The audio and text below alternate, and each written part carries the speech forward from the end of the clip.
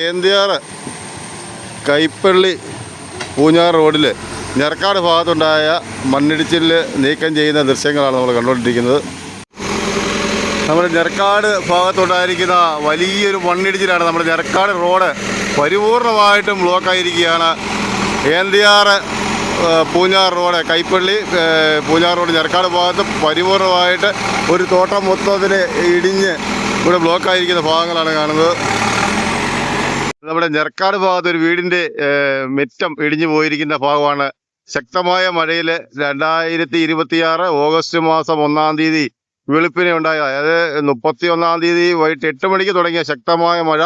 ആ മഴ തുടർന്ന് നേരെ വെളുക്കുവോളം പെയ്തു. ആ മഴയ്ക്ക് ഇവിടുത്തെ കെട്ടിടിഞ്ഞു പോയി. ഇവിടുത്തെ റോഡ് സഹിതം ബ്ലോക്കായിരുന്നു. നിലവിൽ ആ വീട്ടുകാരെ വേറെ സ്ഥലത്തേക്ക് ക്യാമ്പിലേക്ക് മാറ്റിയിട്ടുണ്ട് എന്നാണ് അറിയാൻ സാധിച്ചിരിക്കുന്നത്. ഇവിടുത്തെ ഗതാഗതം പുനഃസ്ഥാപിച്ചിട്ടുണ്ട്. റെജി വാര്യാപറ്റത്തിൻ്റെ വീടിൻ്റെ മുൻവശത്തെ കെട്ടാണ് ഇടിഞ്ഞിരിക്കുന്നത്.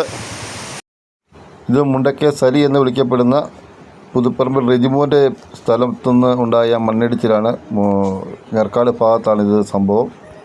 വലിയ നഷ്ടമാണ് അദ്ദേഹത്തിന് ഉണ്ടായിരിക്കുന്നത് എന്ന് കണ്ടാലറിയാം. നമ്മുടെ ഞെർക്കാട് ഭാഗത്തുണ്ടായിരിക്കുന്ന മണ്ണിടിച്ചിലിൻ്റെ ഭീകര ദൃശ്യങ്ങളാണ്. നമ്മുടെ കൂട്ടിക്കൽ ഗ്രാമപഞ്ചായത്തിലെ ഞെർക്കാട് ഭാഗത്ത് പൂഞ്ഞാർ റോഡിൽ മണ്ണിടിച്ചിരിക്കുന്നതിൻ്റെ ദൃശ്യങ്ങളാണിത്. ഗതാഗതം ഇവിടെ പൂർണ്ണമായി തടസ്സപ്പെട്ടിരിക്കുകയാണ്. ഗതാഗതം പുനഃസ്ഥാപിക്കുന്നതിൻ്റെ ദൃശ്യങ്ങളാണ് നമ്മൾ കാണുന്നത്.